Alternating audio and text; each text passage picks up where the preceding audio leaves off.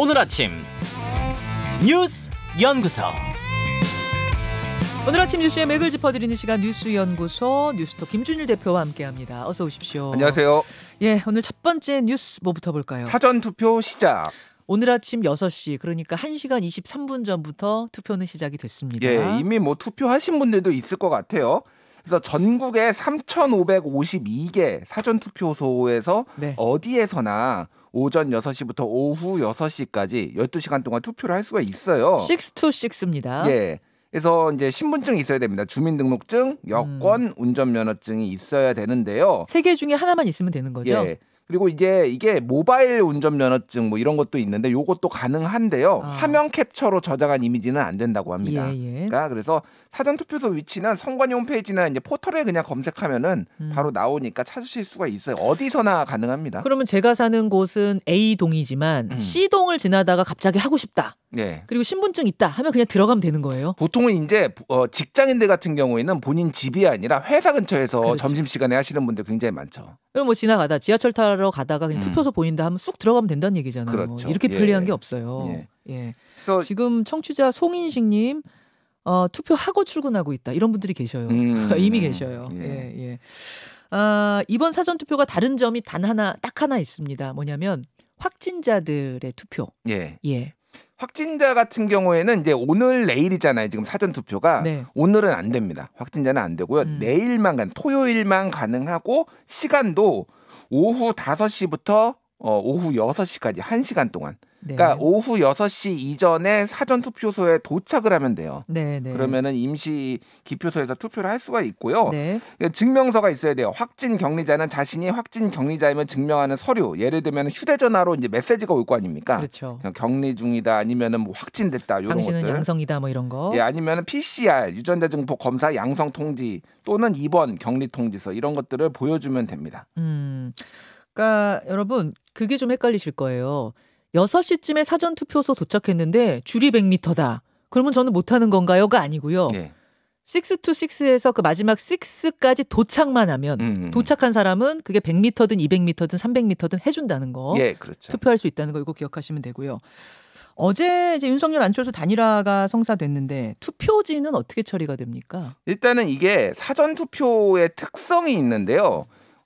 투표소에 전국 어디서나 할 수 있잖아요. 그러다 보니까 이 투표를 현장에서 프린터로 바로 인쇄를 합니다. 왜냐하면 재보궐선거가 같이 있는 곳들이 있거든요. 그런 걸 생각해서 투표지는 현장에서 인쇄하는 것으로. 그러니까 예를 들면 이런 거예요. 제가 만약에 종로구를 거주를 해요. 근데 강남에 가가지고 사전 투표를 합니다. 그러면 종로에 나온 국회의원 보궐선거도 해야 될 거 아니에요. 그러니까 거기에서 이제 인쇄를 합니다. 맞게 해준다는 거죠. 그러니까 안철수 국민의당 대선 후보 어제 사퇴를 했고 그 앞서 김동연 새로운 물결 후보도 사퇴를 했잖아요. 사퇴하고 찍힙니다. 사전 투표에는 찍힙니다. 본 투표에는요? 본 투표에는 이미 투표 용지를 다 인쇄를 했거든요. 그러니까 사퇴 문구가 표시되지 않고 그 사퇴한 사실이 안내문이 이제 그 기표소 근처에 이제 부착이 되는 거죠. 그렇죠. 그래서 이번에 이제 투표율 같은 경우에는 역대 최대가 될 것이다라는 건데 30%가 넘을지 말지가 이제 관건이에요. 그래서 이제 2017년 대선 같은 경우에는 26.06 정도였고요. 2020년 총선은 26.7%. 그래서 조금씩 늘고 있어요, 계속. 사전 투표는 대략 26% 선이었던 거고 지난 대선에서 여러분 총 투표율이 77.1이었거든요. 그러니까 77.1 중에 26% 정도가 사전 투표였으니까 상당히 많은 수가 사전 투표를 했다는 얘기예요. 그렇죠. 3분의 1. 정도 이제 했다라고 보시면 될 것 같아요. 이게 근데 이번에는 30%를 넘을 수도 있다. 뭐 이런 얘기들이 나오고 있어요. 왜냐면은 오미크론 확산세가 막 있다 보니까 미리 해야 되겠다. 본투표 날 붐빌 테니까. 본투표 때 붐빌 수도 있고 그날 확진될 수도 있잖아요. 뭐 불가능하진 않습니다. 투표를 하는 게 불가능하진 않지만은 불편하죠. 불편하니까 그러니까 미리 해야 되겠다. 뭐 이런 것들이 있고요. 그래서 지금 양당에서 다 사전투표에 대해서 굉장히 독려를 하고 있어요. 여기가 승부처가 될 수도 있다라고 해서 원래 이재명 후보는 강원도에서 유세를 하고 투표도 사전 투표도 강원도에서 하려고 그랬는데 지금 서울 중구로 바꿨다고 합니다. 사전 투표를 이제 독려하고 어떤 뭐 좀 그 분위기를 일으키기 위해서 그러니까 단일화 안철수 윤석열 단일화 이후로 수도권에 집중하기 위해서 서울 중구로 하기로 했고요. 윤석열 후보는 부산 남구청에서 사전 투표하고요. 이준석 대표는 광주에서 지금 투표를 한다는 뭐 얘기가 있어요. 그러니까 두 후보가 다 사전 투표한다는 거네요. 네, 다 사전 투표한다라는 겁니다. 그리고 검찰이 지금 사전 투표 조작서를 유포한 국민의힘 소속의 황교안 전 미래통합당 대표하고 민경욱 전 의원에 대해서 수사에 착수를 했어요. 그러니까 이 두 사람이 지금 선관위가 이를테면은 사전 투표를 조작을 할 가능성이 있다. 그리고 사전 투표 개표 분류기를 인터넷에 연결을 해가지고 뭐 조작한다 이런 얘기를 유튜브에서 계속 하고 있거든요. 지금도요? 지금도 하고 있어. 그래서 고발이 들어가서 지금 수사에 착수했다. 지금 그게 어제 나온 얘기입니다. 사전 투표를 양당이 다 독려하고 있는데 양 후보가 다 독려하고 있는데 계속 그 얘기를 하는 거는 그분들은 왜 그러시는 건가? 그 국민의힘 관계자 얘기를 들었는데요. 진짜로 미치겠다고 그러더라고요. 이분들 때문에. 오히려 지지층이 겹치는 면이 있는데. 자, 그리고요. 두 후보가 모두 양강 후보가 모두 사전 투표하는 공통점도 하나 있고 또 하나는 두 후보 모두 배우자 없이 혼자 투표한다면서요. 그것도 공통점이에요. 그러니까요. 자, 단일화 이후에 후폭풍이 지금 뭐 거세게 불고 있죠. 단일화 후폭풍 뭐 이번 대선의 막판 최대 변수로 떠올랐죠. 그래서 어제 이제 오전 8시에 뭐 여기 이제 김현정의 뉴스쇼에서도 중계를 했지만은 단일화로 윤석열 후보로 단일화를 하고 안철수 후보가 양보를 했죠. 그래서 공동정부를 구성하겠다 이미 발표를 했고요. 합당도 추진하겠다 이런 얘기를 했고 어제 오후에 안철수 후보는 후보직 사퇴서를 중앙선관위에 제출을 했습니다. 국민의힘은 뭐 당연히 이제 표정 관리에 들어갔는데 이게 야권 지지층의 결집도가 좀 느슨해질까 좀 우려하는 목소리가 지금 나오고 있어요. 안도를 하면서 오히려 난 안 나가도 되겠지 뭐 이렇게 될까 봐. 그래서 권영세 선대본부장은 어제 회의에서 조금이라도 해이해지는 일은 없어야 한다 이렇게 얘기를 했고요. 민주당은 뭐 그냥 당연히 초비상 상황이고요. 지금 24시간 비상 체제다. 그러니까 3월 9일까지 완전 풀가동이다. 뭐 이렇게 보시면 될 것 같아요. 다만 이제 단일화가 조금 이게 야합이다라고 얘기를 하면서 좀 거칠게 좀 용어가 나왔어요. 뭐 이를테면 야합, 국민 기반, 새벽 철수 뭐 이런 얘기들이 나왔고 뭐 우상호 총괄 선대본부장 같은 경우에는 오히려 이제 역풍이 불 거다. 라는 얘기를 단일화 역풍이 불 거다. 그러니까 민주당 쪽으로 총 결집할 거다. 뭐 이런. 그렇죠. 그러니까 그게 2002년에 정몽준 후보의 선거 투표 하루 전날에 단일화 파기와 같은 일이 이게 그런 뭐 일종의 민주진영의 결집을 불렀다 이런 해석도 있잖아요. 그러니까 정몽준 후보가 그렇게 전날 파기를 하면서 노무현 어떤 뭐 동정표, 결집표 이런 것들이 확 몰려서 그때를 재현할 거다라는 게 이제 민주당의 생각인 거죠. 그렇죠. 그런 것들 좀 희망하고 있고요. 근데 이제 실제 단일화가 얼마나 이게 파급력이 있을 것인가, 안철수 후보 지지자가 실제 그럼 윤석열 후보로 얼마나 이동할 것인가 이런 거에 대해서 정확하게 나온 게 없어요. 그러니까 이게 왜냐하면은 실제 단일화가 이뤄지기 전에 여론조사만 있지 단일화가 이뤄진 다음에 여론조사는 할 수는 있는데 공표를 못해요. 또 공표를 못하죠. 아니 물론 그 공표 가능한 마지막 조사에서 단일화를 물은 조사들은 있긴 있더라고요. 표를 한번 좀 보여주시겠습니까? 그러니까 이때는 이렇게 단일화가 될 거라는 거를 혹시라도 가능성 1%라 그랬잖아요. 1%의 가능성을 보면서 조사를 한 것들이 있었던 거예요. 저희가 유튜브와 레인보우로 지금 표를 보여드리고 있는데 이것을 보면 오차 범위를 벗어난 조사 결과도 있고 오차 범위 내의 접전도 있고 뭐 거의 붙은 조사도 있고 요렇게 좀 엇갈리는 모양새예요, 결과는. 그러니까 이제 오차 범위 밖에 있는 것 같은 경우에는 지금 그 중앙일보가 의뢰를 해서 엠브레인 퍼블릭이 조사를 한 건데 저거는 이를테면 숫자가 보통 1,000명을 조사하는데 2,000명을 조사하거든요. 자, 중앙일보가 엠브레인에 의뢰해서 한 단일화가 되면 누구 지지하겠습니까? 조사 한번 볼게요. 47.4 윤석열, 41.5 이재명,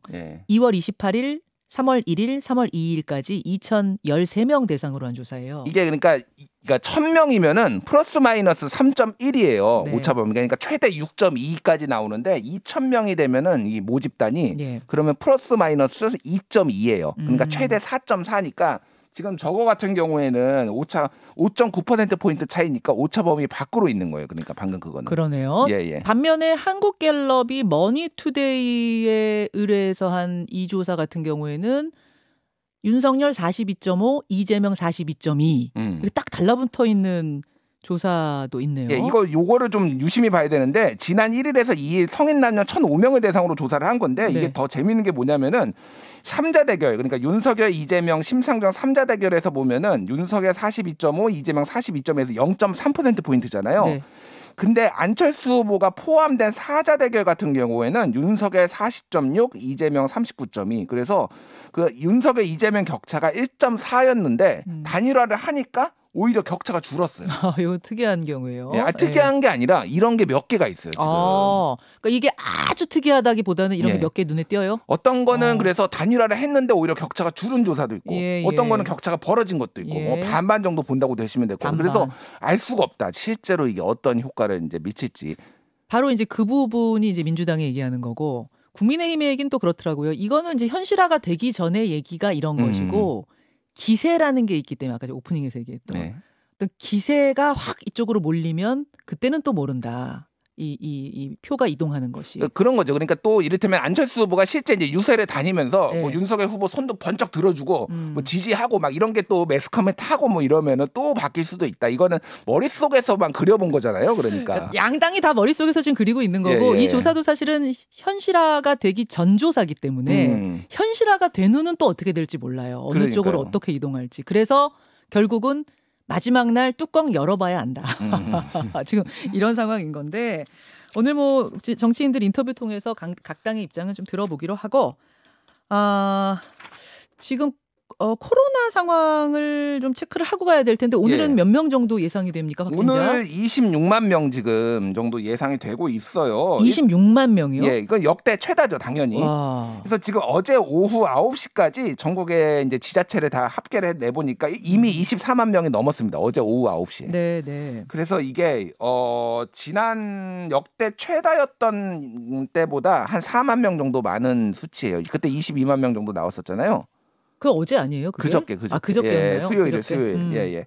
그러니까 지금 26만 명은 거의 이제 뭐 역대 최다는 무조건 맞고요. 26만 명 지금 나오고 있는데 그래서 지금 지난달에 말에 이 정은경 청장이 그 대선 당일날 23만 명 정도 나올 것 같다 이렇게 얘기를 했거든요. 모델링 해보니까 모델링 그렇다. 3월 9일날. 네네. 근데 오늘 이미 26만 명이 나왔기 때문에 이미 그 예상 추이가 트렌드가 이미 넘어섰다라고 보면 될 것 같아요.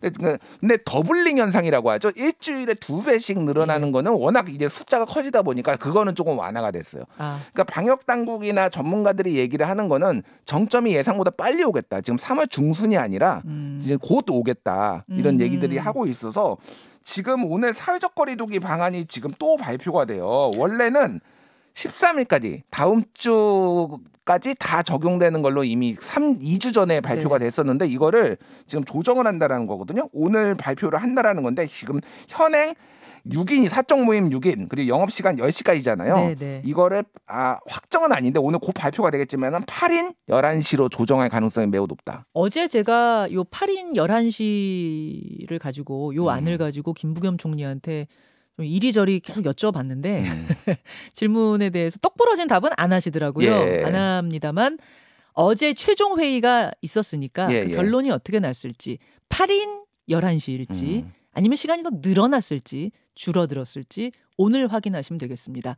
그나저나 김부겸 총리는 어제 인터뷰 후에 바로 확진 판정이 났어요. PCR로 확진이 됐죠. 그래서 뭐 너무 많아가지고 사실은. 그러니까요.